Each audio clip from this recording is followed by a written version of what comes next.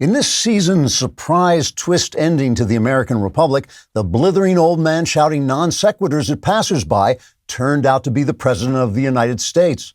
I know, I didn't see that coming either. I thought he was just some homeless guy. I gave him a couple of bucks so he could buy himself a sandwich. But no, it turned out to be the Commander-in-Chief of the Armed Forces explaining in a loud, angry voice how his retreat from Afghanistan was one of the most extraordinary successes of any complete failure in history. Yelling crankily at anyone who would listen, the president said, quote, "I take full credit for the stunning victory of our humiliating defeat. It went off without a hitch, and it was Donald Trump's fault it was such a debacle. We planned for every contingency, including the fact that we were taken completely by surprise, and were ready on the instant to implement our backup plan of panic and chaos. That's why we were able to get every single American out, except for the hundreds we left behind, and could pay back our loyal local interpreters with a copy of the Jeopardy home game and a certain future of torture and death.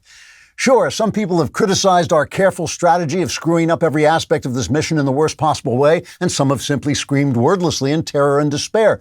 But surrendering to the Taliban has freed us to turn our attention to China so we can surrender to them. After all, as Americans look to the future, we have many questions to answer, like, where am I? And why are all these people standing on my lawn? And where am I?" Unquote.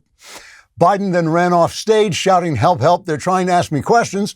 Some journalists tried to follow him, but were distracted when presidential aides tied up White House spokeswoman Jen Psaki, hurled her into the press room, and slammed the door behind her.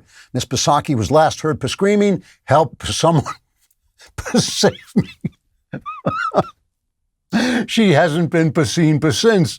Journalists and other corporate spokesmen gave Biden's speech a mixed reception. The New York Times, a former newspaper, ran a story about the speech under the headline, "Republicans are killing everyone with COVID, and look, there's a squirrel." The story began, quote, "Joe Biden made a speech yesterday while Republicans were killing everyone with COVID, and look, there's a squirrel." Unquote. The article went on to explain that the Afghanistan catastrophe was Ron DeSantis' fault for killing everyone with COVID, but don't ask why, because then you might miss seeing the squirrel.